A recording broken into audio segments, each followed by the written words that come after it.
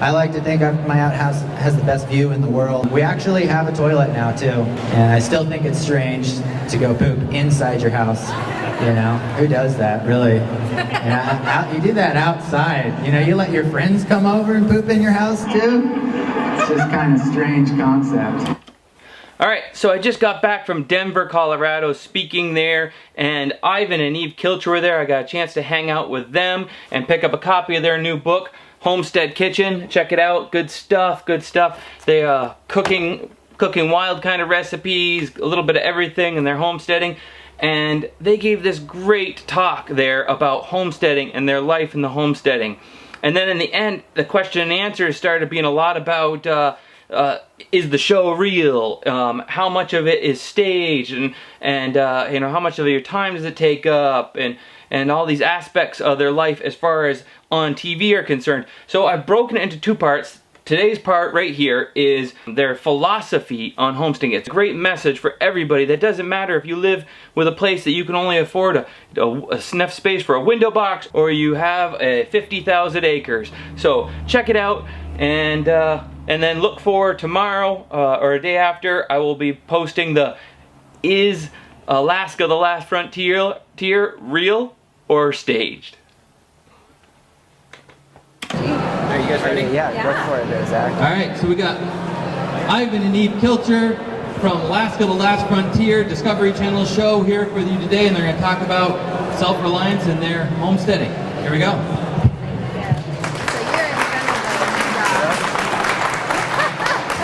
There we go.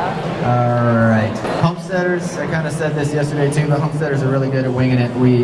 Yesterday we forgot to bring this with us, so we're doing a little bit better today because we have this, but still. We prepared a good talk. It's just an on-the-fly talk. Yeah, that's what I meant to say. So yeah, we're on Discovery Channel's Alaska the Last Frontier, and we've been, I'm a third generation homesteader in Alaska. These are my grandparents, Ewell and Ruth. They are both younger there than I am today. Here's my grandfather Ewell. When he was much older, he became very, very famous for his sourdough bread. He passed away in '98, but he was a big influence on my life. So really our most important message is to just inspire others, no matter where you are and where you live, in a city, in an apartment building, that you too can have a homesteading mindset. You don't have to have a big piece of property to connect to your food, to connect to the land, to connect to your community. So if it's as simple as you have a window box with some lettuce in it, and you learn how to grow some lettuce and some herbs just in your apartment. Or maybe you don't want to do that, and maybe you want to go outside the city and find a local organic farmer and just go to the farm, see where your food comes from, see the process, and try to buy from your closest farmer. And just really we want to inspire people to not do what we are doing, but to just change the way you think about everything. Connect, observe. You know, even in a city, I'm always amazed how many animals are around, the edible wild plants and trees around. I went to school at University of Oregon, and I was just blown away. Everyone was just letting all the fruit rot on the ground. And I came from Alaska, where growing fruit on fruit trees is super hard. So I just go out at night and scavenge off of people's trees that weren't using it. I was like, what the heck? So that's a homesteading mindset, you know. I lived in the city, but I came from the country. And I was like, I couldn't stand watching all that food go to waste. So, do you have more to add? A lot of people ask me, you know, questions about hunting and being a successful hunter and stuff like that, and you know, what they could learn, things that they could try to do better, and really I think is what our success comes from, whether it's hunting or foraging or homesteading. It's a sense of awareness that we're trying to constantly improve. That's like I feel like our greatest skill. And it's not, you know, we've got the boneyard, we call it, which is like the junkyard on the homestead. It's being aware of what the resources that are there, you know, constantly trying to remember that. It keeps your mind fresh, it keeps you sharp. And, you know, as far as like tracking animals goes, that's a lifelong learned skill, but it's something you can start to do at any point in time just by noticing what's around, noticing what happens, when an animal leaves a track, how old that track happens to be. You kind of make it up. You're like, well, I think that maybe it's a day old, or that, coyote turd looks maybe 3 days old. And you look at the guy next to you and he's like, I don't know. And you're like, all right, 3 days old. We're going to call it 3 days old. But over time you start to notice, be like, well, that one is definitely fresher than that other one, or older than that other one. And so it's really that sense of awareness where you start paying attention to things, and it's just noticing. And a lot of what Eve and I do is kind of learning from each other. When we go on a walk, we'll be like, do you know what kind of mushroom that is? And she'll be like, no, I don't know what it is. And we go home and try to look it up in a book, take a picture of it, try to look it up in a book. And so we're constantly trying to improve our own knowledge base. And there's only so much you can kind of take on at any one time. So these pictures up here are, those were Otto and Levi and Eiven on the left and back. I'll go back. That's actually Otts. Oh, was it Otto? Oh, no, that's my dad, yeah. That's Otto. That's my dad and me. And, both of our families, we grew up out of town with gardens, with animals, and we're really lucky to have been raised that way. So we definitely got a lucky start, I have to say, and we're both really blessed to have a lot of family support around us. And part of, I feel like, our success is a huge partly our community and the way our community works and our family, and we all support each other and we help each other out. And self-reliance is awesome. Learning how to do things yourself is great. There is no way that anyone can do everything though. And I feel like there's, more importantly, a community self-reliance, and moving into that smaller community and connecting with each other and trading. And our neighbors do sheep and I do goats for milk, and we trade all the time. I don't want to do sheep. I like goats better, but a little sheep meat is pretty good now and then. And so that's something I really like to get people thinking about. Is I don't want to build. I don't like building. Eiven does the building. I want to grow the garden and take care of the animals. And yeah, if I really needed to build something, I do it. But it's a challenge and I don't enjoy it. So what I think everyone needs to do is figure out what you enjoy doing. And that's what you should do. And the cool thing is if you're passionate about it, you're going to do it in an awesome way, and other people can benefit from that, and you can benefit from their skills. So I'm always saying, get connected. Connect with each other, like face to face. And it's an incredible resource and creates a community of self-reliance. That's a picture of me there in my dad's machine shop building something. Looks like I've got a little airplane propeller there. But from a young age, I was building all kinds of wacky stuff. Learned to weld in that machine shop when I was about that age. Eve was talking a little bit about community self-reliance, and that's really the basis of what I feel like makes a successful homestead. Is not thinking that you need to do it all yourself, or that you should do it all yourself, because you're kind of tying your hands at that point. It's about finding a community of people that are also willing and able and wanting to do something and taking off and doing it. But some kind of fun family photos here. That's a picture of my dad holding Eve, and I'm behind checking her out. and my older brother is here too. So we've known each other since we were little kids. It's kind of a neat part of our story that doesn't really get told. There we are at 18. Yeah, and there right before we got married. Yeah, right before we got married there too.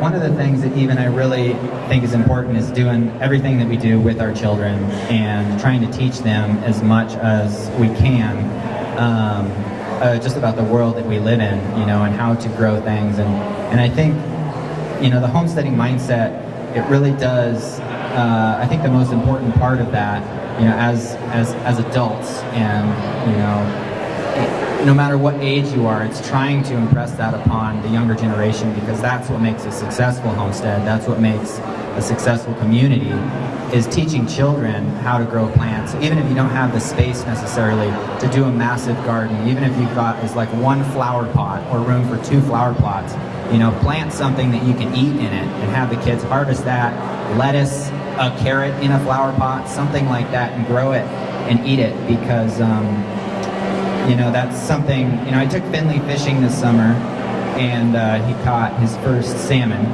by himself. I'm gonna get choked up thinking about it. And even though it was like shooting fish in a barrel, it's like ridiculous, this place. I love taking kids there because it's like, it's just absolutely thick with pink salmon, you know? You can almost walk across them, and all you gotta do is, you throw a hook out there, it's a big old snagging hook, it's got a big lead weight on it, and it's like a grappling hook in the water, and you just tug it, and you're gonna catch a fish. You know, you don't even gotta look what direction you throw it. You just throw it over there and pull, and you catch a fish. But to him, the idea of him catching his own fish, that harvested something in his mind of being like, he is successful. He is now a successful fisherman. And that's kind of what I'm talking about when I'm talking about just like growing 1 carrot or something like that. It plants that seed in the mind of the children that it's something they can actually do themselves, and they can be successful at growing something, you know? And it's a really powerful thing, you know, and that to me is what homesteading is. It's passing that on to our children and starting them off in a way that it's kind of lost in this country, you know, instead of just a TV or a video game or something like that. I mean, you can still do all those other things too. I'm not saying that those are bad, but it's diversifying the knowledge and the trust in yourself or in the children of what they can do is really important. I'm definitely the foodie of the family, and my kids love to help. I feel like Eiven was saying, getting them involved in everything we do as much as possible. Sometimes it's not realistic. Be realistic. You know, I know that Finley's job when we're making sauerkraut is going to be helping me stir it, which is actually back there, up above. That's his favorite job. Sparrow's favorite job is to push the button on the Cuisinart. But they're like over the moon about it. This is like, they are helping mom, they are making the sauerkraut.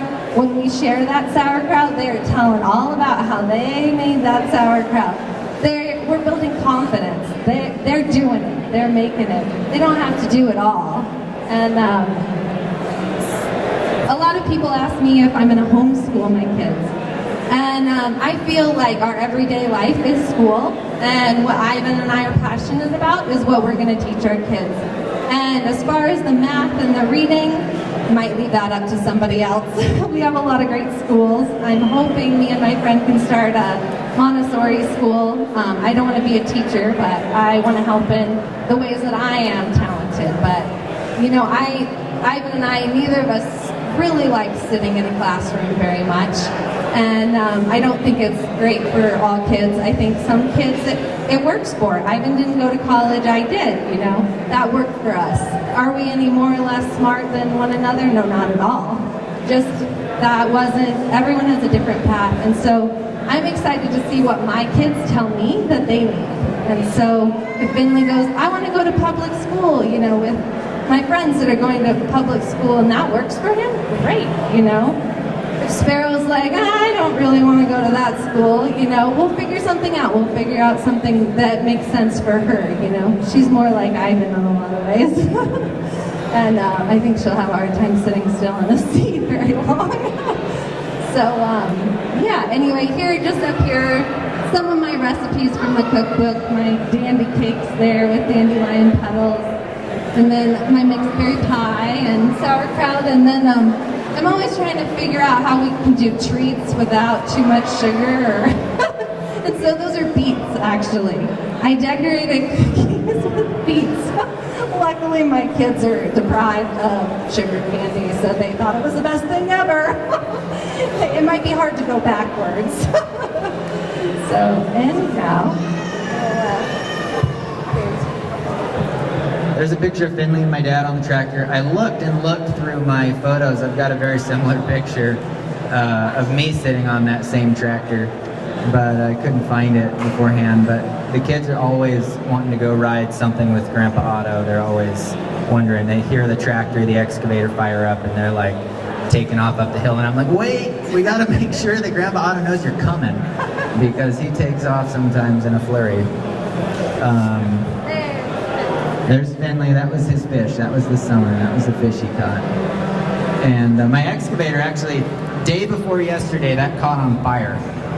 Or maybe the day before yesterday. But anyways, yeah, we were working on a project, TV, and we started it up, and smoke started pouring out from underneath the engine somewhere, and it's an electrical fire. We managed to unhook the battery and get it put out, but that's what I get to go home to, is like completely tearing my excavator apart to try to rewire it, which is like, it's bad. But it didn't burn up. That's good. Yeah. And our boat, that is the Fair North Rose. Our boat, it's an amazing hunting and fishing machine. That's a 4-month build. That took 4 months to build, and I did a lot of it, but really the real work was done by Bay Welding, and it's a family-run business there in Homer, Alaska. I helped design it with them. They're amazing at what they do. They build commercial boats for fishermen and all different kinds of stuff. So we kind of got the opportunity to partner, and they got some great advertising, and I got a great deal on a boat. So it was a good deal for both of us. Whenever we, that was it. Whenever we go into the wilderness, even are always coming home with something, you know, whether it's clams, fish, blueberries. We're always fighting over freezer space between deer meat and fish, and Eve's always putting up berries and vegetables, and I'm always like, we need more meat and more fish, and she's like, you know. So we're always battling over that. It is the age-old argument. I finally just bought a freezer that is my freezer. So I can fill that, but then I'll like start sneaking stuff into the other freezers. And he's like, hey, you got your own freezer. We're really good at creating too much, you know. It's just easy for us to grow a lot of food, and we're really lucky in that way. But yeah, we love to gather wherever we go. When we come down to the lower 48, it's always so fun and exciting to me, because, you know, we're here and there's all that can grow here that can't grow in Alaska. So often I'm like using my friends or family's kitchen down here in Colorado trying to can up peaches. I'm like, oh my gosh, this is so amazing. So that's also part of the homesteading mindset. No matter where we go, I'm bringing like cases of food back with me, and yeah, we hunt and we gather wherever we can, and I love everywhere and its diversity, and it's so fun to come down here and see what you guys can grow here. And anyway, we'd love to answer some questions. Yeah. So she wants to know to what extent we are self-sustaining and then engaging in commerce and buying food and stuff. So we were thinking about it, we got asked this yesterday too, and we were like, probably about 75% of our food on average we grow and gather and hunt.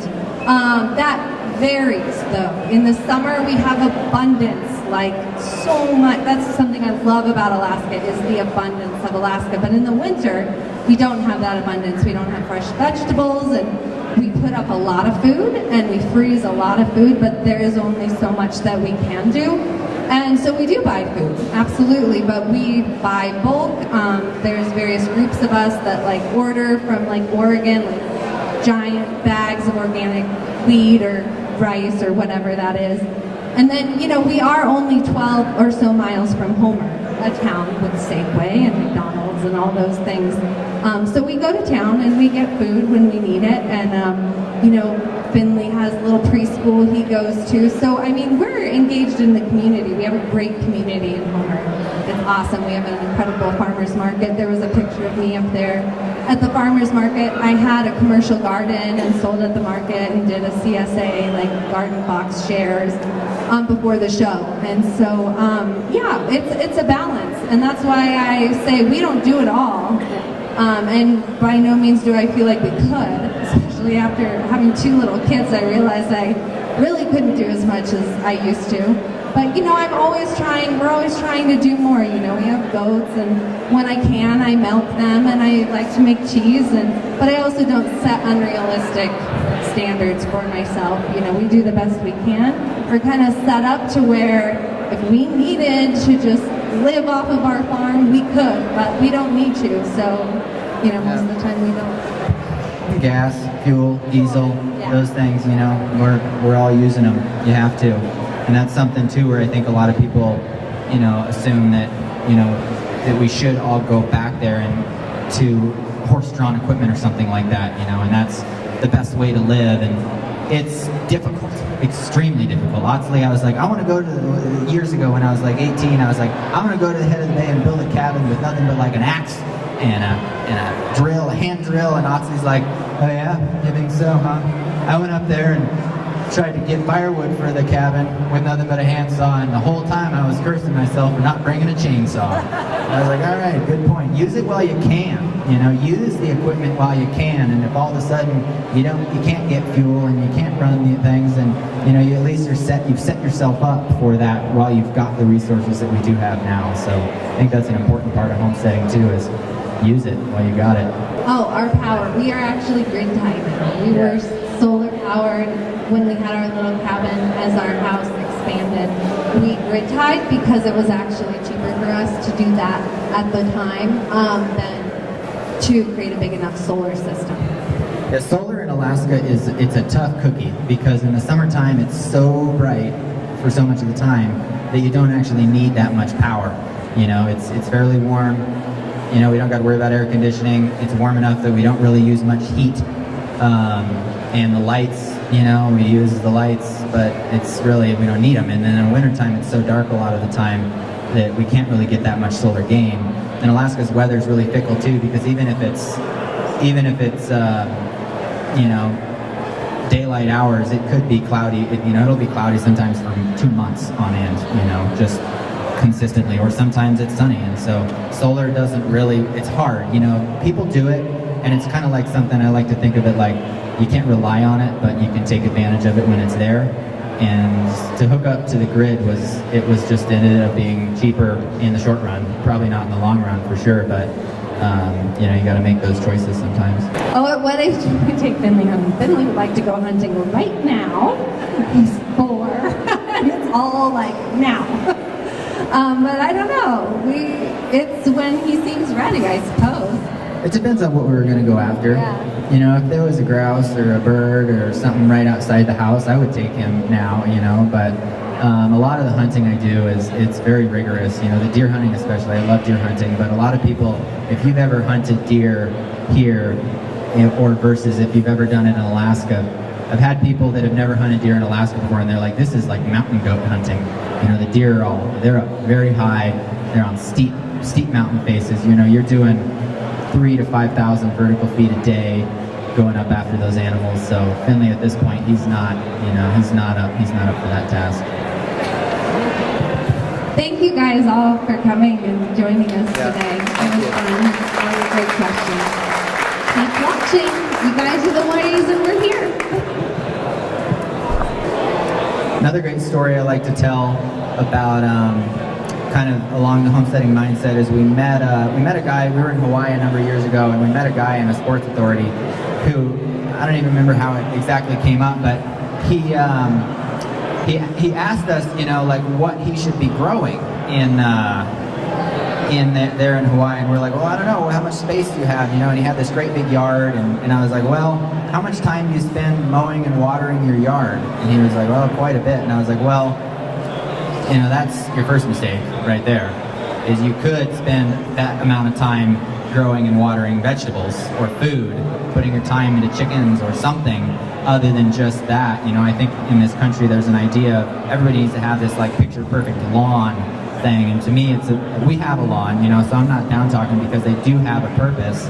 They're a beautiful place for a family to play and stuff, but our main priority is definitely planting, growing food and stuff. So he was like, all right, well, I'm going to go home and I'm rototilling up my entire yard and planting vegetables. And I was like, well, start with what you can accomplish. Maybe grow a small garden and branch out from there. But it's an interesting concept in a way of how much fuel, resources, fertilizers, and everything we're dumping on the ground to grow this grassy lawn that we cannot eat. You know, maybe if you have a cow, you know, but not many people have cows just parked in their front yard. But it's something to consider. It's something to think about. That's that homesteading mindset we're talking about that you really can do anywhere. It doesn't really have to be on a massive homestead. It doesn't have to be on a massive farm. It's you can do it. You can do it in a small farm too. So I have a high tunnel, 30 by 72. It's huge. I love it. In Alaska, it is essential. I've definitely gotten a lot of people to get high tunnels up there because it essentially extends the growing season naturally with no heat or anything, about 6 weeks on either side of the growing season. And in Alaska, we have a very short growing season. This spring was very cold, so it was even shorter. And it allows me to grow a lot of things that I couldn't grow outside. I grow tomatoes and green beans and things that just don't flourish outside in Alaska for us. So I have my high tunnel and I grow just about everything in there. And then I also have my outdoor garden that is our storage crops.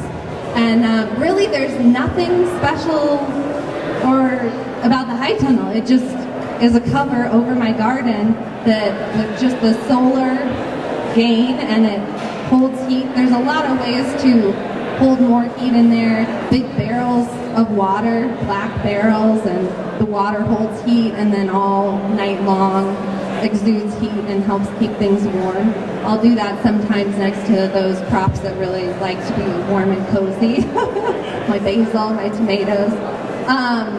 So I'm so impressed by it because it's really an incredible, just natural resource, and the amount of food I can grow in my high tunnel is mind-boggling. You know, people were talking about in one of our seasons the beets I grew one year, and they were like as big as my children's heads. It was amazing, and just outside they just aren't warm enough to quite get that big. And then I've had carrots that are like, you know, this fat. It's amazing. So here in Colorado, you know, I'm sure they'd be useful in the fringe seasons, but you guys have a lot more heat. So someone asked me about using them here, and I'm like, I'm sure you could, but you know, you'd be more worried about how you're going to ventilate in midsummer, and that's a whole different challenge. You know, in Alaska, most of the time we're just trying to figure out how to keep things warm. So, yeah. Anyway, I love my high tunnel. One of the things, you know, we got asked a question yesterday. I thought it was a good question about what you could do to improve growing here in Colorado. And I think one of the biggest things that we do, we've got really good soil up there, but we still amend our soil in our garden constantly, you know. And I think that's probably one of the biggest things you guys could do here for growing outside. And there's the Cooperative Extension Services, NRCS, you know, there's offices everywhere. It has to do kind of with Farm Bureau stuff. And going in there, bringing in soil samples, they have ways you can bring in soil samples. They've got test kits, send it off, and they'll send it back and be like, you need to add this and this and this. And they're great at helping in those ways. And so that really, that's probably the biggest thing I'd say here in this area that you could do to grow better food is soil amendments. It's also really important to do compost. It's not just the amendments. Amendments are great, but you really need to build up your soil. In hot places like this, soil gets like dusty and just blows away. And you need organic matter in there. You need that whole little living organism that is compost to help the soil itself. It holds water. I notice in my high tunnel because it's hotter. If I don't add enough organic matter, it just goes away, and then my soil just blows away. And that's what keeps water in. Your soil actually can become hydrophobic. It literally can't absorb water if it doesn't have enough organic matter in it. And that's in places like this that maybe have been over-farmed or just it's hot and deserty a little bit more, then you really have to put that huge effort into learning about compost. learning about how to add all those little microorganisms into your soil that do all the good stuff for you. So he's wondering how much space we've set aside for storage of stuff, and you know, storage is a big deal in Alaska. My dad always says you can't have too many roofs in Alaska. And if you go to like the boneyard or you go to his house, there's like all of his dead cars, they're all roofs that are filled with, those are his storage sheds, you know, dead Subarus and dead Ford trucks and all kind of stuff like that. You open up the door, well, this truck is for, this is where all the fencing equipment is. It's in this old Ford pickup. And this old Dodge over here, well, this is where he keeps all of his butchering supplies, you know. And so there's kind of in a way, we're always trying to like, oh, wouldn't it be nice if we built a shed or a lean-to off that, you know? And we're always dreaming up another one. Even I have a great root cellar in our house that I built, but you know, we want a bigger one for sure. I want to take a Connex and bury it underground for a root cellar. You know, I want more space constantly, and that's part of being in Alaska too. You know, the rain, the weather, you're always looking for more. The snow, you're more enclosed spaces, more dry spaces to store things, to do projects, because we have these long dark winters. And so yeah, I think all Alaskans are like building another roof, you know. Otto used all these giant old roofs and, you know, built this structure for hay. And he was like, oh, you're not going to like it because it doesn't look nice. And I'm like, I will never argue with more roofs. You know, keep things good and dry and our hay good, you know, it's important. A lot has changed. You know, the homestead is like, we have one hay barn on the homestead that when my dad built it in like 1975 or something like that, Ewell said, that won't stand for 2 years. And it's still there, you know, it's still there. So we've cobbled it together year after year after year, and it's still working. The earthquake that hit kind of that area of Alaska was early 2016. I want to say like That was in the spring. early spring, something like that. But Yeah. yeah, we had a lot of mudslides on the homestead. That was probably the biggest thing. A lot of mudslides and some damage to some stuff, but you know, our house is pretty well set up for it, and it was a good lesson in a lot of ways to kind of set ourselves up better for something like that. It's definitely something I've always grown up with, earthquakes. That part of Alaska just gets nailed with them constantly, you know. There's this one volcano that sits outside of Kachenak Bay about 40-50 miles, and it's called Augustine, and it's always there, and sometimes it puffs something and it does something, but it's like, man, if that thing really ever does decide to go off, like the wave, that it could just come and roll right over the Homer Spit, just like, every time I'm out there, I'm like, all right, what's my escape plan, you know?